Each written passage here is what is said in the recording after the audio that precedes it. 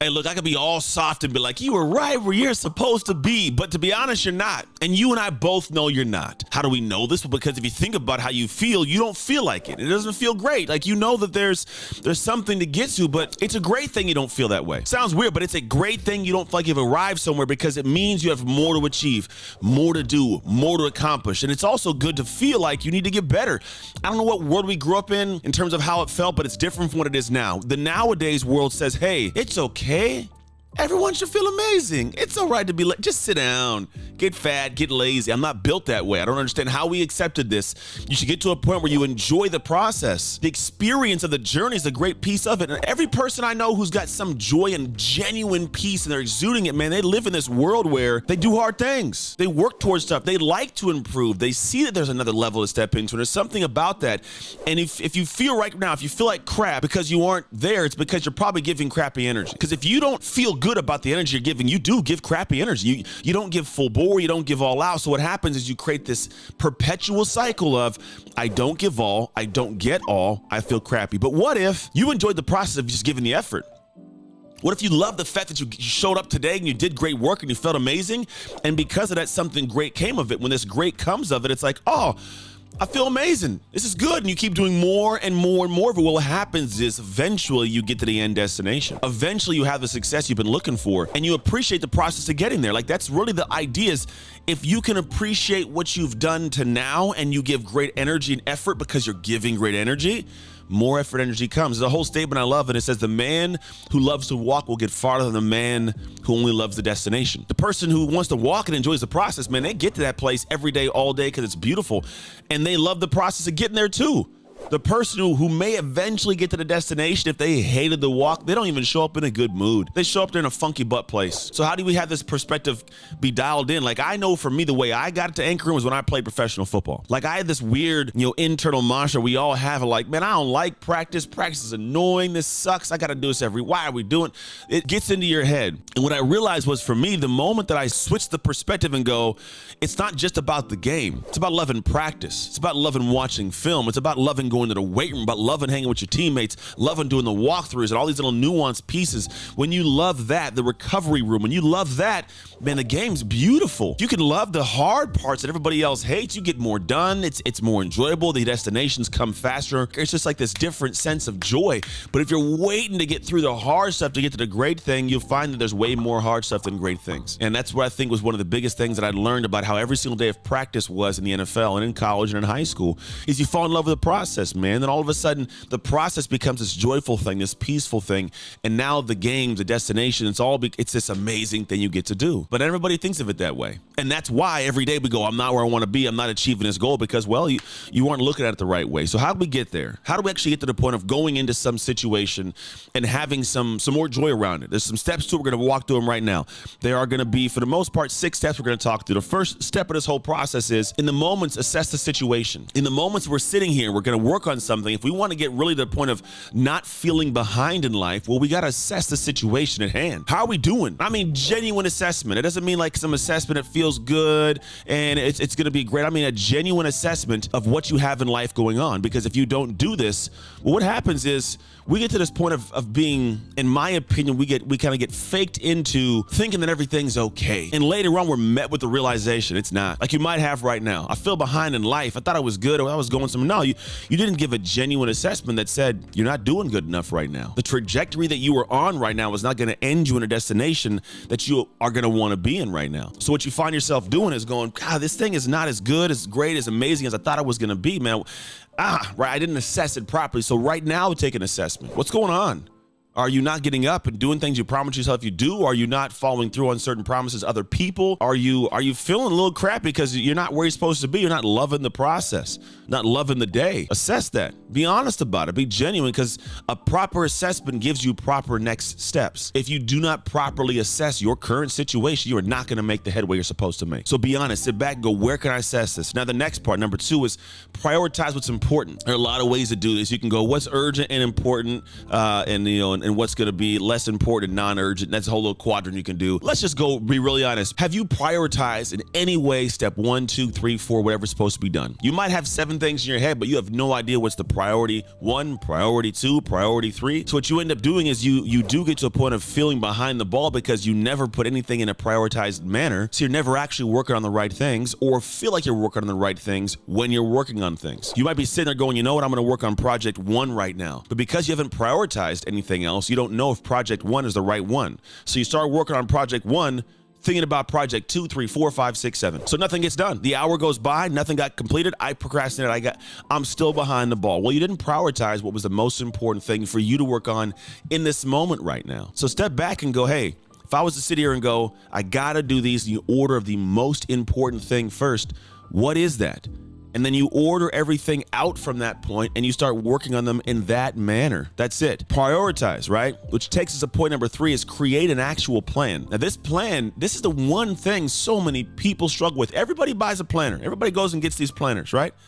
But then no one has a plan on how to plan. Makes no sense. I got a planner. Here we go. It's a glorified to-do list. You put things on a planner and you go, I got a planner. Here's my thing. What are you doing? Tomorrow I'm going to work out. You write workout in some weird time. It's not even put in there. There's no actual plan. So what ends up happening is people go, why do I feel like I'm always behind the ball and I'm not making headway? You're not, because you have no structured plan of when something will get done or how it gets done or the fast way to get it done and the most efficient.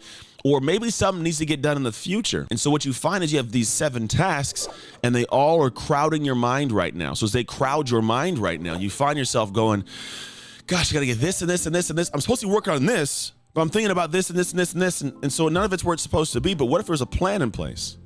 What if the plan said right now I do project 1, tomorrow's project 2, I go back to project 1 on the day after that. Then you know what, in a month, I'm gonna revisit project 3 and 4. 5 and 6 can wait till next year. What if that took place? Now you can make a note and follow back up when it's time. Like it seriously can and ideally should be done like this for something you have going on in your life right now. But all you do is think about everything that's gotta get, I wanna write a book someday, I wanna get a stage someday, I wanna get a promotion one day, I wanna launch this project this day.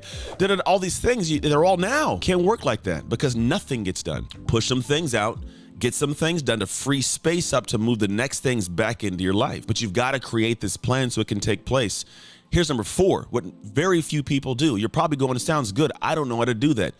Neither did I. Seek help. I have coaches and mentors. I've been in a bunch of masterminds. There are a lot of places that I go to get insight and help to go into the next level I want to access. There are a lot of people who are where you want to be, but you don't talk to them too much. You don't talk to them and ask questions. You don't find out what they can help you with. So what you end up doing is finding yourself in situations where you're beating your head against a wall, solving a problem that 1,000 other people have solved. Why? Why would you not just go to someone and go, hey, I'm battling this right here. I need a little bit of help. You know what they might do? They may say, great, I'm happy to charge you for this. And then some people go, oh, I'm not paying for the information.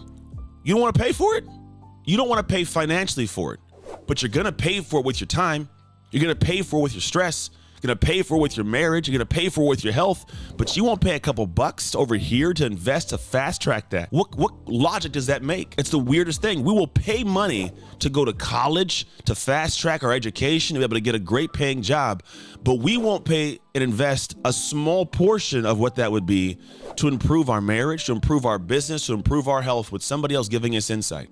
So when I want help, I'm not asking you, you're going to charge me? Yeah. Because that person knows the value of what it is that you're trying to solve. That person solved it. They did the ups and downs and crazy. Maybe they invested also. So they invested money to solve that problem. Why do you get it for free, right? You got to seek help, and you might have to invest.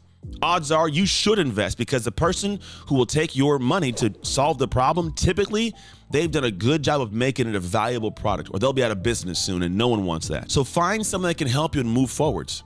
Now, let's say you've done that. All the information is there. You feel pretty good. You're pretty clear, right? You have the laid out plan in front of you. Someone telling you what to do. You know what a lot of people end up doing at that point? Nothing. A lot of people will sit there and go, I know what to do. I'll get to it, and never take actual action. You got to take action in step 5. You got to go and do something with what you know to do. There are so many people that know what to do but aren't doing it. It's the whole idea of it's the person who can't read is no better than the person who can but doesn't read, right? You're in no better place. You could have all the information in your head that you want, but you don't put it into action. Then you wonder why your life hasn't changed. I invested. Yeah, you made the first investment of finances, of learning. You didn't make the true investment of action. Where do you think these people got these lessons from? From just asking? No, they did the work. That's why they're successful. It's why you know of them. But then you want to get the same thing without doing the same amount of effort. Or you want to go, man, I've worked for 8 weeks, 9 weeks, 10 weeks. I've worked for 6 months, 7 months. I've worked for a year. I should have the results this person does.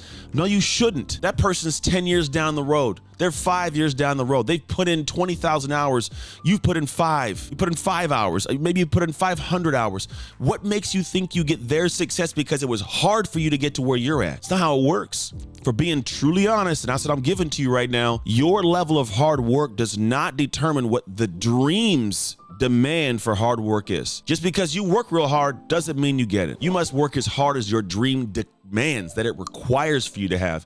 And it's usually above and beyond what you're doing right now. You don't get to match someone's success because you want to. You must match it by putting effort and energy and honestly, time and money into certain things sometimes. It's gonna be that. When you can do that, you find that next tier of success for yourself. It doesn't happen by shortcutting things. You're gonna have to do the actual work the same way they did.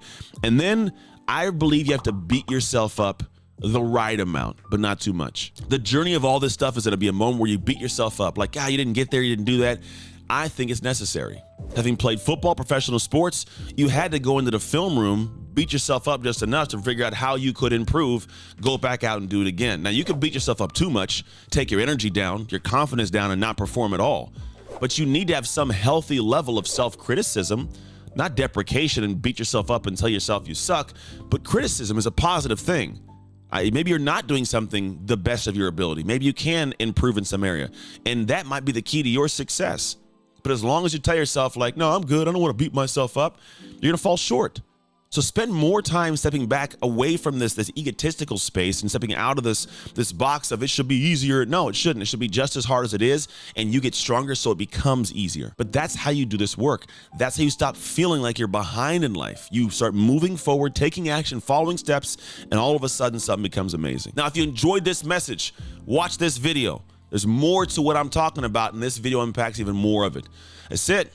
Take care, and as always, do the dark work to make shift happen.